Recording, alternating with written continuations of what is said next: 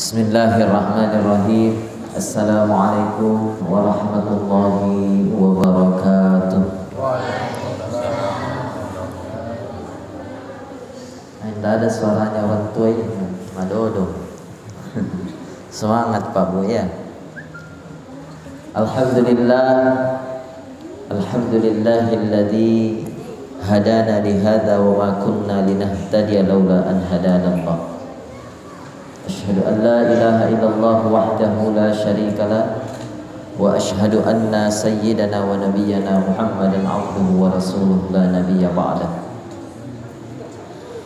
Yang saya muliakan, saya hormati kakandaku Kiaiku Al-Ustaz Farid Wajidi, SPD MPDI, Korda atau Ketua Komunitas Pendakwah Keren Kota Maros. Saya muliakan, saya hormati senior saya di pesantren Takalasi. Saya sempat di Mangkoso baru pindah ke Takalasi. Ke Takalasi beliau senior saya, ya. Ustaz Mansur. Ya. Rata-rata kalau Ustaz Mansur itu insya Allah jadi kiai semua. Amin. Ya, saya muliakan, saya hormati orang tua santri dan santriwati semua yang dimuliakan dan dirahmati Allah, dan juga anak-anakku. Mudah-mudahan kelak semua akan menjadi anak yang soleh dan soleha. Amin ya rabbal alamin. Ya. Anak-anakku semua perhatikan, nanti menghadap ke sini semua, ya. Nanti Pak Ustadz kasih pertanyaan, yang bisa jawab insya Allah nanti dikasih hadiah. Mau? Nah, yang bebas ya. Oke? Deal? Deal, sepakat. Hati-hati kalau ingkar janji, biasa itu pantatnya bisulam.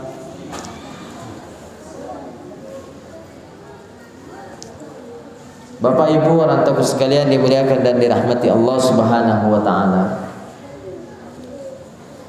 Kita sangat bersyukur ketika melihat anak-anak kita yang sudah berhasil, ya, termasuk berhasil saya katakan kalau ada anak-anak kita yang berani tampil di hadapan kita ceramah, ya.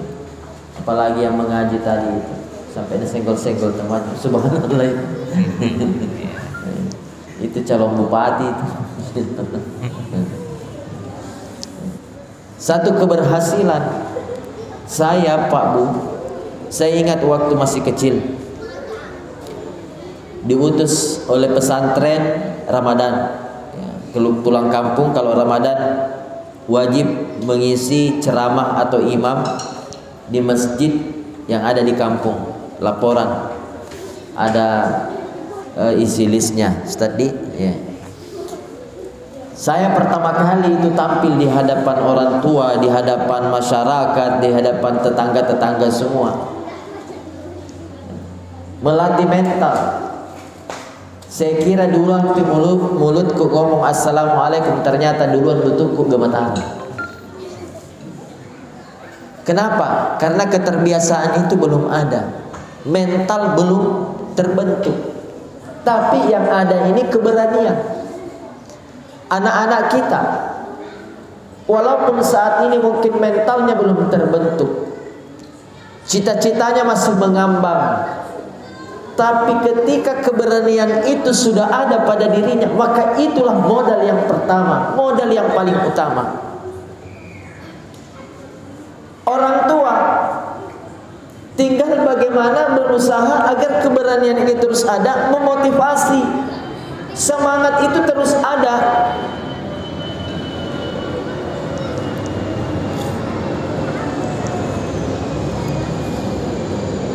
Ya kasih lewat di pesawat. Kalau di Bontang Ustaz tidak ada pesawat lewat di atas. Yang ada burung merpati, burung gala, burung-burung, burung lepas sangkar, ada semua lewat di Bontang. Jadi tinggal bagaimana Bapak Ibu orang tua sekalian memotivasi. Karena madrasah utamanya anak-anak kita itu sebenarnya bukan di sekolah, tapi di rumah. Bagaimana ibu memberikan bimbingan kepada anak-anaknya, bagaimana bapak memberikan motivasi kepada anaknya. Sering saya sampaikan di majelis saya di Kota Bontang itu, bahwa kenapa anak-anak kita sekarang banyak yang membangkang ketika tumbuh dewasanya, banyak yang melawan ketika tumbuh dewasanya. Bahkan tidak sedikit ada anak yang berani menendang, meninju orang tuanya. Kenapa? Karena itu dari awal banyak orang tua yang terlalu memanjakan anak-anaknya.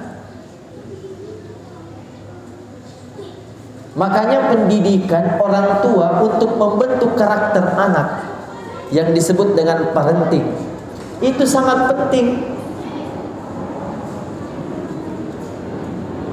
Karena madrasah utama tadi ada dalam rumah tangga. Makanya yang menjadi sasaran saya ketika memberikan pembinaan seperti itu kepada majelis saya adalah ibu-ibu. Ibu-ibu ini, kenapa ibu-ibu yang menjadi sasaran utamanya? Bukan berarti bapak gak boleh membina anak di rumah. Kenapa? Karena yang paling dekat itu ibu. Kalau bapak sibuk kerja di luar, ibu yang mengurus di rumah, memasakkan, ya, menyuapi, memandikan, memakaikan pakaian dan lain sebagainya. Itu tugas orang tua, tugas ibu.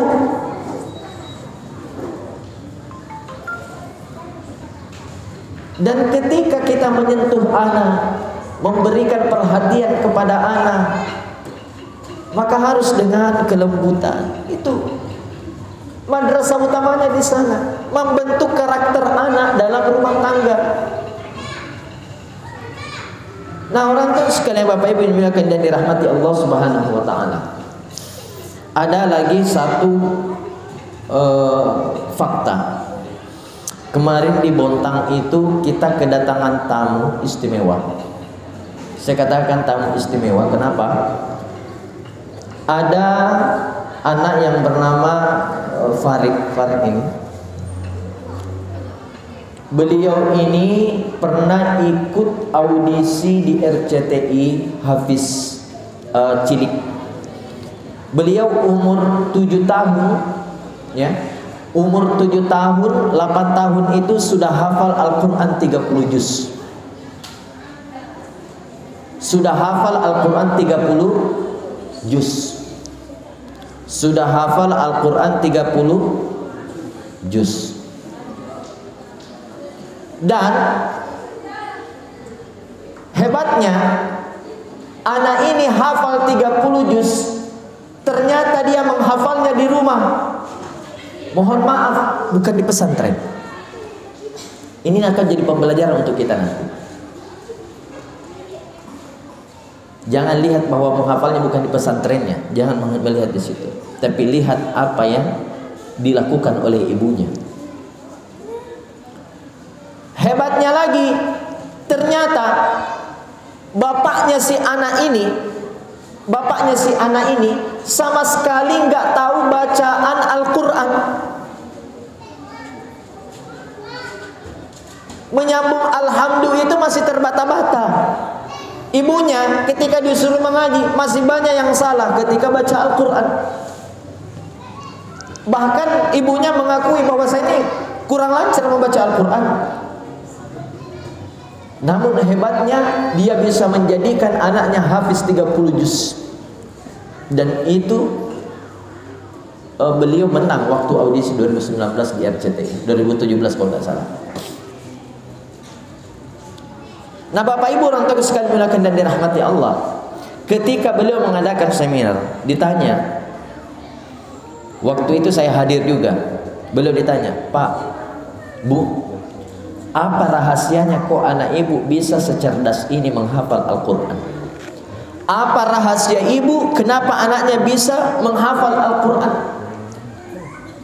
Tentu anak ini terbentuk seperti ini, menjadi penghafal Al-Quran seperti sekarang ini, itu pasti ada dorongan emosional dari orang tuanya. Ada kedekatan emosional antara orang tua dengan anaknya. Tidak mungkin rumah itu terbangun dengan sendirinya, pastilah ada yang bangun. Maka ditanya, ketika ditanya seperti itu, orang tua ini, ibunya menjawab bahwa bapak ibu orang tua sekalian, anak saya ketika di malam hari saya tidak melepaskan matanya itu tertutup, atau dengan kata lain tertidur, sebelum saya bacakan Alam Nashrah bagian dadanya. Saya tidak biarkan anak saya tertidur di malam hari sebelum saya bacakan surah Alam Nashrah di bagian dadanya. Kemudian yang kedua, ada amalan khusus yang saya amalkan selain itu untuk anak saya. Selepas saya sholat maghrib, saya selalu memanggil, sini nak, sini nak. Dipanggil oleh ibunya, dipanggil oleh ayahnya, sini nak. Ketika saya manggil, saya usap bagian ubun-ubunnya, kemudian saya bacakan surah Al-Qadar. Inna anzalnahu fi lailatul qadar wa ma adraka ma lailatul qadar, ila akhir ayat. Bapak ibu jangan menganggap remeh amalan ini, karena amalan ini sangat luar biasa hasilnya ketika dijadikan amalan yang istiqomah, didawamkan setiap saat, diamalkan untuk anak-anak kita. Luar biasa. Apakah cukup dengan amalan itu? Tidak. Ibunya hampir setiap malam bangun sholat tahajud, mendoakan dirinya, keluarganya, wabil khusus kepada anaknya. Apa doanya ibunya? Apa doa ibunya? Ibunya selalu berdoa, ya Allah, jangan pernah Engkau mewafatkan aku berikut anak-anakku ya, sebelum dia hafal 30 juz Al-Quran. Dia memang berdoa, jangan wafatkan aku sebelum anakku menghafal 30 juz Al-Quran. Saya mau bimbing dia. Kemudian doanya selanjutnya, ya Allah, jangan pernah Engkau menghilangkan hafalannya yang ada dalam otaknya ini, dalam pikirannya, sebelum Engkau mencabut nyawanya. Jangan Kau hilangkan. Andai pun boleh ya Allah, Engkau cabut nyawanya lebih dulu ketimbang hafalannya yang ada di pikirannya. Coba, luar biasanya doanya. Dan ternyata kita playback, kita kembali dari kisah-kisah. Ada kisahnya maling kundang, ada kisahnya Alqamah yang durhaka kepada orang tuanya. Kalau kita ingin menarik sebuah kesimpulan bahwa ternyata di balik kesuksesan seorang anak itu ada doa ibu-ibu yang ada di belakangnya. Ada motivasi ibu yang ada di belakang, ada motivasi orang tua yang ada di belakangnya. Makanya saya sering katakan kepada majelis saya bahwa ibu-ibu ini, kenapa diharuskan ada majelis taklimnya? Jarang sekali ada majelis taklim bapak-bapak, yang ada majelis taklim ibu-ibu. Yang pertama, karena yang paling dekat dengan anak adalah yang paling dekat dengan ayah adalah, yang bisa menasihati anak dan ayah adalah ibu. Makanya bapak-bapak, kalau ada ibu-ibu di rumah banyak komentar, jangan balas dengan komentar, karena memang siogianya seorang ibu itu menasehati, memberikan nasihat. Di balik keberhasilan seorang laki-laki, di balik keberhasilan seorang Ustadz Farid milenial menjadi viral dan lain sebagainya, menjadi pengusaha, menjadi pembina pondok pesantren, dikenal di Bontang, di Kalimantan Timur. Beliau dikenal. Di balik kesuksesan beliau, pasti ada istri yang di belakang selalu mendoakan. Itu adalah sesuatu yang tidak bisa ditolak. Mustahil ada seperti itu kalau tidak ada doa istri di belakang. Kalau tidak ada doa orang tua dulu, pasti ada.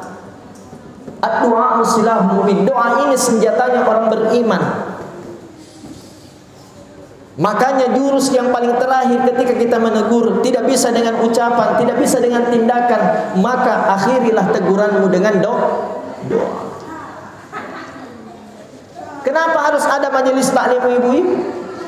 Saya sering sampaikan ke ibu majelis taklim saya, Bu, jangan sampai ibu berani mengucapkan kalimat-kalimat salah kepada anaknya, kalimat-kalimat kotor kepada anaknya. Karena perkataan seorang ibu, meskipun itu candaan, itu bisa berbuah doa. Meskipun itu candaan, itu bisa berbuah doa. Ini anak kutunna. Kalimat seperti itu jangan dianggap remeh. Bisa jadi itu akan menjadi doa. Makanya itu dalam bimbingan ada seminar-seminar bagaimana cara membina anak, bagaimana cara mendidik anak.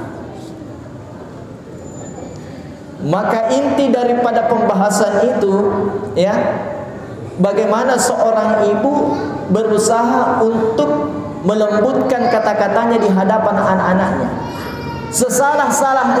Sesalah-salahnya anak jangan pernah dipanggil woi nakal, benak ya, betak ya. Jangan. Paling tidak sesalah-salahnya anak kita panggil anak soleh, anak soleha. Jangan gitu ya. Itu doa. Itu adalah doa. Ini tidak kita. Di kampung saya dulu di Baru, itu saya masih kecil, saya masih ingat. Banyak orang itu kalau dia tegur anaknya salah, anaknya memang iko asu memangku. Coba. Tidak sedikit, jangankan di Baru, di Bontang masih ada yang begitu. Asu. Itu asu, Pak. Bahasa Indonesianya anjing. Bahasa Inggrisnya dog. Bahasa Arabnya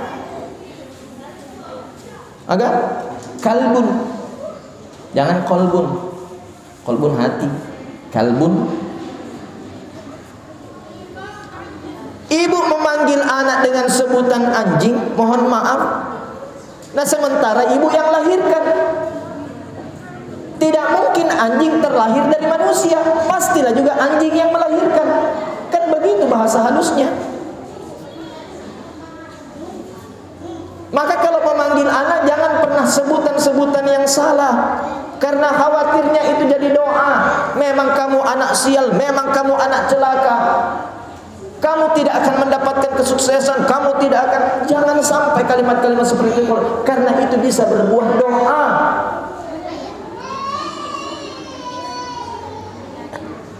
Maling kundang kisahnya. Apakah maling kundang sebelum beliau merantau, apakah maling kundang seorang anak yang pembangkang? Tidak. Maling kundang anak yang soleh, maling kundang anak yang rajin, anak yang taat terhadap orang tuanya. Namun dia pembangkangannya cuma satu, tidak mau mengakui orang tuanya di hadapan istrinya. Pembangkangannya cuma satu, tidak mau mengakui orang tuanya di hadapan istrinya. Artinya dia lebih memuliakan istrinya ketimbang orang tuanya. Ibunya salah ucap. Dia katakan, wahai maling kundang, kamu bakal jadi batu. Jadi batu. Dan ternyata ini bukan hanya kisah, ini fakta bahwa di daerah sana ada batu yang memang seperti bersujud. Nah, orang tua sekali Bapak Ibu dimuliakan dan dirahmati Allah. Salah satu cara kita membentuk karakter anak yang madani, membentuk karakter anak yang soleh dan soleha yang lembut, maka mulailah dengan tutur kata yang sopan. Kemudian yang kedua, Itu tadi kita ambil amalannya ibu-ibu ini. Jangan pernah lepas untuk memberikan amalan-amalan kepada anak-anak kita. Tiupkan alam nasyrah sebelum tidurnya. Kemudian di saat sholat maghrib ada kesempatan kita, rangkul dia, panggil dia, usap ubun-ubunnya, bacakan surah Al-Qadar. Inna anzalnahu fi lailatin qadar. Niatkan barokahnya surah Al-Qadar, barokahnya surah Alam Nasyrah yang akan membentuk karakter anak kita, yang menjadikan anak kita anak yang soleh, yang menjadikan anak kita anak yang soleha insya Allah. Ya, ya mudah-mudahan saya tidak bisa panjang kali lebar karena sudah jam berapa ini. Ya, mudah-mudahan ada barokah manfaatnya. Ibu-ibu, bapak, sekali lagi saya menyampaikan ini bukan berarti saya menggurui orang tuaku semua yang hadir, tapi ini adalah pengalaman, ya, buah daripada pengalaman. Semua apa yang saya ucapkan ini adalah buah daripada pengalaman yang pernah saya lalui, bahwa ternyata keberhasilan seorang anak, kesuksesan seorang anak itu tergantung dari bagaimana kesabaran orang tuanya mendidiknya, membinanya, membimbingnya. Makanya ada dua sifat yang Allah turunkan di muka bumi ini sebagai penenang jiwa, sebagai pengantar insya Allah menuju syafaatnya Nabi, menghantar kita yang insya Allah memasukkan kita ke dalam surga. Ada dua sifat yang Allah turunkan, yaitu sifat syukur dan sabar. Jadikan kedua sifat ini senjata kita dalam hidup kehidupan ini, baik dalam berumah tangga maupun bersosial dan sebagainya. Insya Allah ketika syukur sudah ada dalam rumah tangga, ketika sabar sudah ada dalam rumah tangga, yakin dan percaya kebahagiaan, ketenangan pasti akan kita rasakan. Demikian, mudah-mudahan ada barokahnya. Ini sekali lagi saya sampaikan ke anak-anakku. Anak-anakku dengar semua ya. Ya. Kata Imam Al-Ghazali, jangan pernah meninggalkan doa untuk orang tua. Kewajiban seorang anak terhadap orang tuanya, kata Imam Al-Ghazali, wajib dia mendoakan orang tuanya sebanyak 5 kali sehari. Berapa kali? 5 kali sehari Kata Imam Al-Ghazali, wajib seorang anak mendoakan orang tuanya 5 kali sehari semalam. Kapan seorang anak itu kurang dari 5 kali dia doakan orang tuanya, maka belum tertunai kewajibannya dalam sehari itu. Ibu-ibu, bapak, jangan pernah larang anak kita untuk ke masjid, walaupun dia mungkin ribut dan lain sebagainya. Tapi didik bagaimana menasihati dia, duduk nak berdoa. Jangan sepelekan doanya anak-anak kita ini. Mereka ini masih tidak ada dosanya, belum ada dosanya mereka. Doanya anak-anak kita yang seperti ini itu makbul, mustajab. Minta anak kita untuk sholat, doakan. Nak, doakan orang tuamu, doakan ibumu, doakan ayahmu. Mudah-mudahan panjang rezeki, panjang umur, luas rezekinya insya Allah. Mudah-mudahan bisa, ya, menanamkan dalam dirinya sifat syukur dan sabar. Suruh anak kita berdoa. Mereka ini belum punya dosa, doanya insya Allah mustajab. Ya, oke. Nah, sesuai kesepakatan Pak Ustadz, anak-anak yang mendengarkan pasti bakal dikasih pertanyaan. Ini sedekahnya Akramsel Ustadz.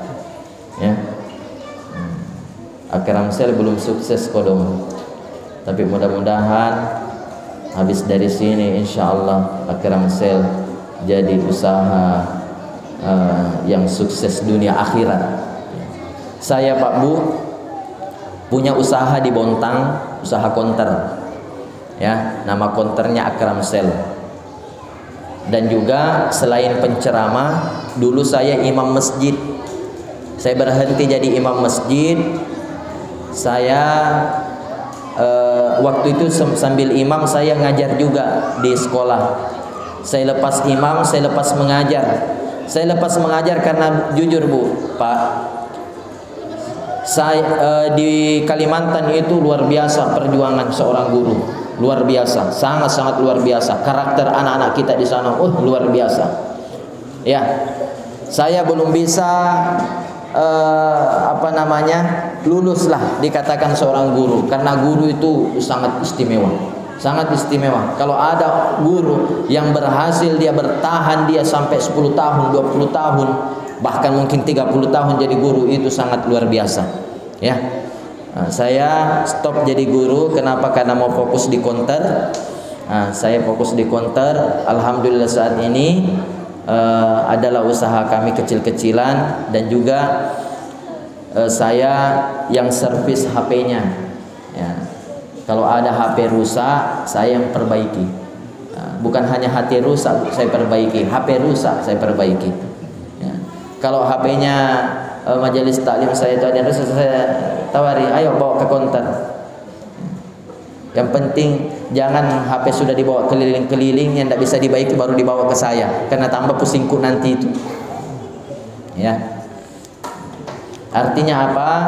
Katanya Andre Gurutta, Farid Wajedi, bukan Farid Wajedi yang ini, Farid Wajedi yang di Mangkoso. Katanya Andre Gurutta, ancaji ko guru genne. Ya, ancaji ko guru genne. Artinya guru genne itu kata Andre Gurutta, seorang santri yang bisa dipakai di mana saja. Apapun kebutuhan masyarakat dia selalu hadir. Apapun kebutuhan masyarakat dia selalu ada. Itulah namanya guru genne.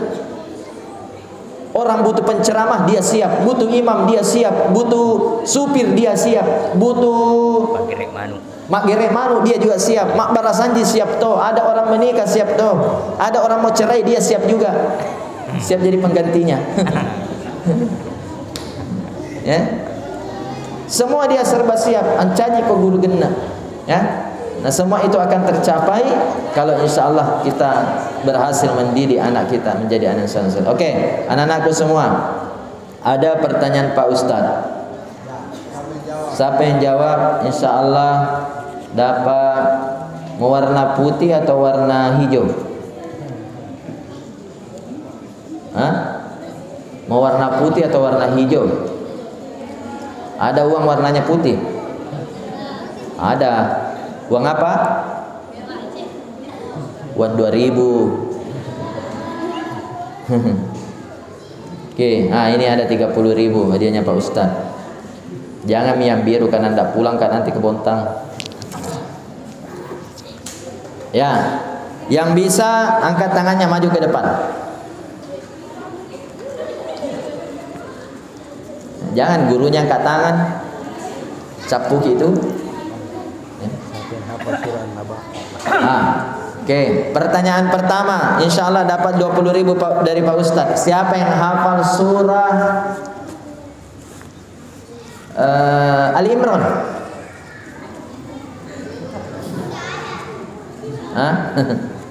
Oke, siapa yang hafal surah An-Naba? Oke, angkat kaki, angkat tangan, maju sini.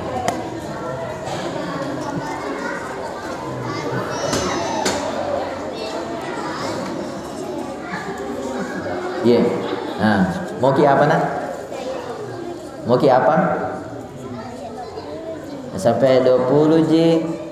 Nah berapa ayat itu An-Naba?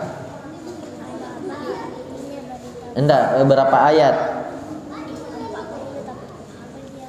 20 berarti separuh. 20.000 bagi separuh 10.000. Tuh, enggak apa-apa aja. Saya sesuai kesepakatan, ya. Kita hafal. Siapa namanya Bapak tak? Siapa? Taiga? Jakanan Ustapari ya? Siapa namanya Bapak tak? Siapa namanya Bapak tak? Farid Wajedi? Anak mana itu? Namanya Ibu? Umi Winda. Winda Anugrah. Oke, surah An-Naba. Nanti selesai dulu, baca dulu.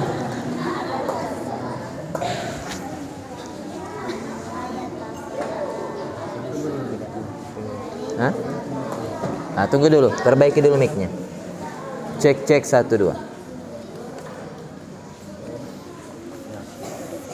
Tes 1 1 1. 1. Hati-hati 1.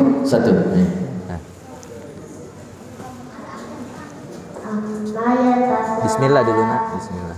Bismillahirrahmanirrahim. Amma yatasaalun 'anil naba'il 'azim alladzi hum fihi mukhtalifun. Kalla saya'lamun thumma kalla saya'lamun alam naj'alil arda mihada wal jibala awtada wa khalaqnakum aswaja wa ja'alna nawmakum subata wa ja'alna al-laila libasa wa ja'alna an-nahara ma'asha wa banayna fawqakum sab'an shidada wa ja'alna siraja wahaja wa anzalna minal mu'sirati ma'an sajjaja linukhrija bihi aqban wa nabata wa jannatil alfafa inna yawmal fasli kana miqata yawma yunfakhu fis-suri fatakuna afwaja wa humilatis samaa'u fa kanat saraba Abu. Ya, sudah sampai situ? Alhamdulillah. Shadaqah?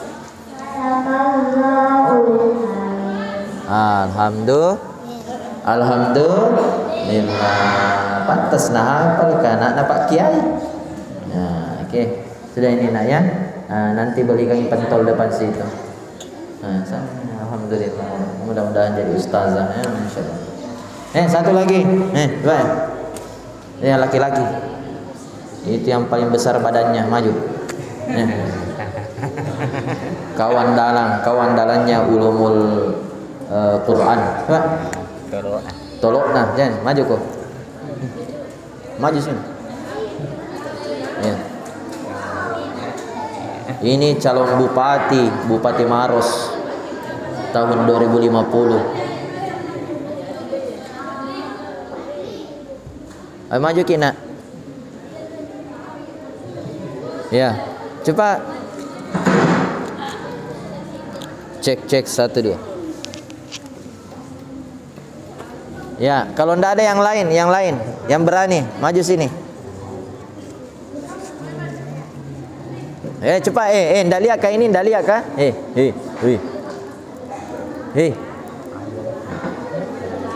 Ndak lihat kah ini? Wih, jago naik tes. Oke. Cek 1 2. Wah.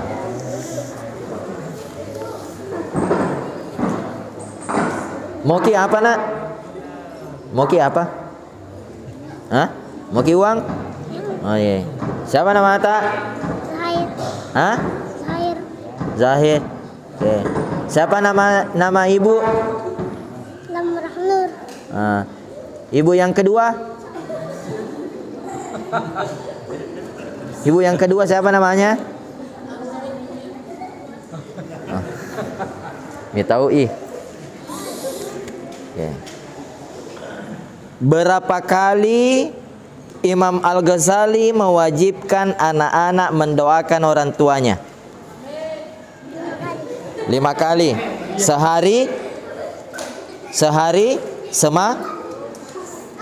sebulan. Oke. Alhamdulillah. Oke. Sebelum lepas ini uang ada sandinya, ada passwordnya. Nah, ini terkunci nih, tidak bisa dicabut. Nah, ada sandinya. Nah, HP biasanya ada sandi kan? Nah, ini juga ada sandinya. Sandinya siapa nama Pak Ustadz?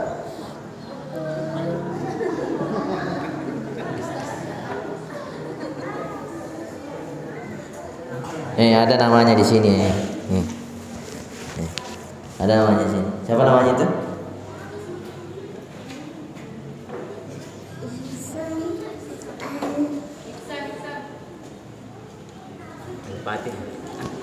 Nah, bilang Ihsan Al-Fatihah.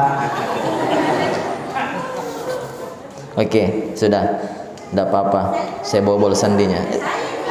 Terima kasih Ki Yolo, sini Ki dulu. Yang mana dia dimantaji pejabat ya? Purani ya yang dia terima kasih. Subhanallah. Ya, mudah-mudahan ada barokah manfaatnya anak-anak kita tadi.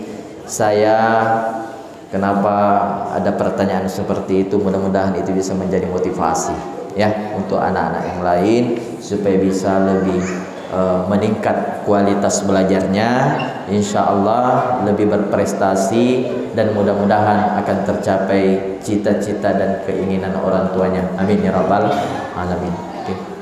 Demikian, lebih dan kurangnya mohon dimaafkan. Wallahul musta'an wa alaihi tiklan. Wassalamualaikum warahmatullahi wabarakatuh.